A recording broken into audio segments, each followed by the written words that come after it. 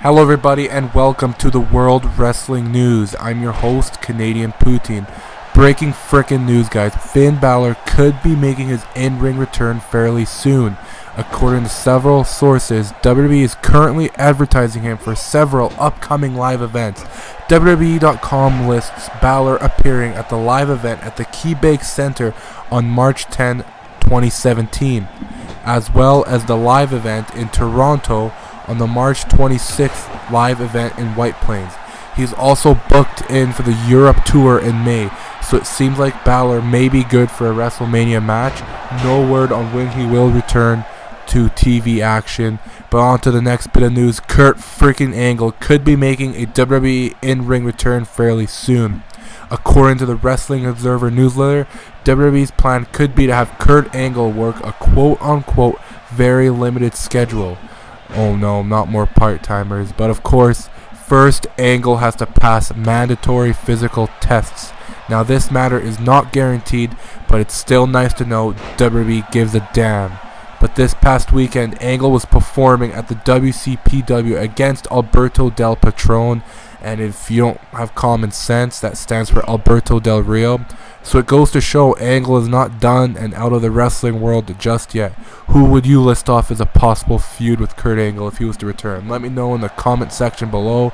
Personally, I see a possibility of either Finn Balor. I think that would be a good matchup.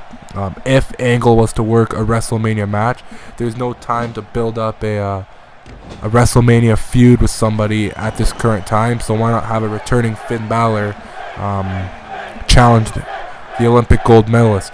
Now shifting gears, interesting article. Samoa Joe recently stated in an interview he had that CM Punk had some choice words for Samoa Joe.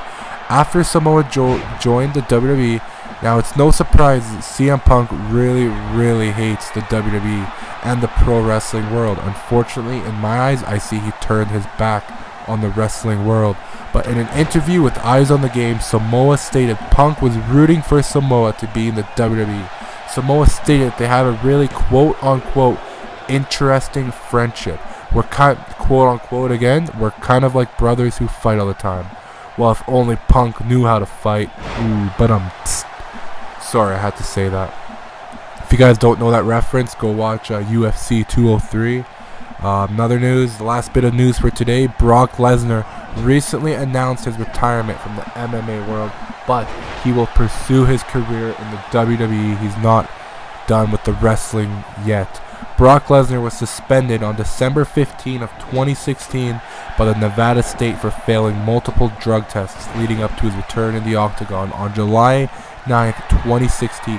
Lesnar was tested positive for anti-estrogenic agent hydroxychloroquine in and out of competition. USADA also did a test the day of the fight, so what does that mean for our beast incarnate?